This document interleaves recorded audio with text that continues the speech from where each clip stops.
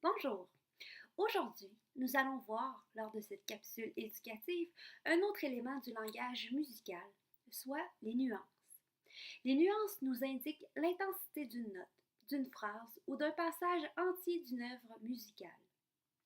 Elles sont désignées par des termes italiens et sont notées en dessous de la portée par des signes qui les représentent. Qu'est-ce que signifie l'intensité? Rien de mieux pour vous le démontrer que vous le faire entendre. Alors, sans plus tarder, voici deux extraits de la même pièce au piano, mais joués selon des nuances différentes. Alors, voici le premier extrait.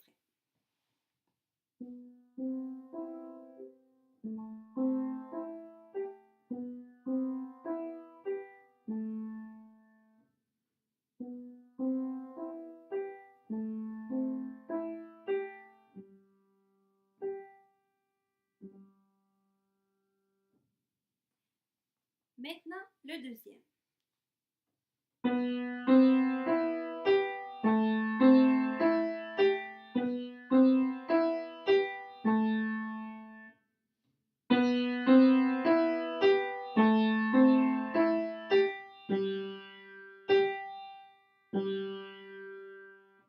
Vous avez sans doute remarqué la différence entre les deux extraits.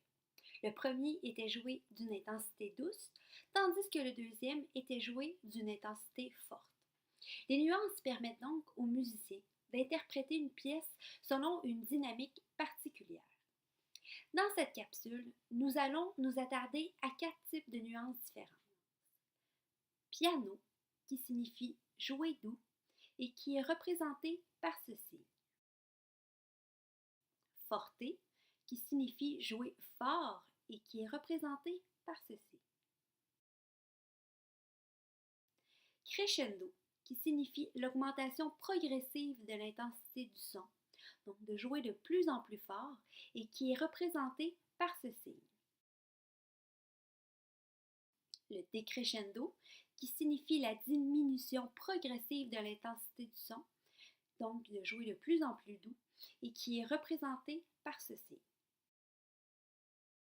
Si nous revenons à nos deux extraits du début de la capsule, le premier extrait avait été joué selon la nuance piano, tandis que le deuxième extrait de la même pièce avait été joué selon la nuance forte. Allons écouter un exemple de trait de gamme avec la nuance crescendo et la nuance décrescendo. Alors, voici un crescendo.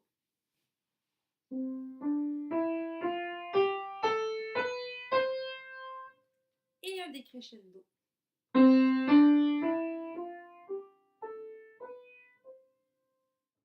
Voici en résumé les nuances que nous avons vues.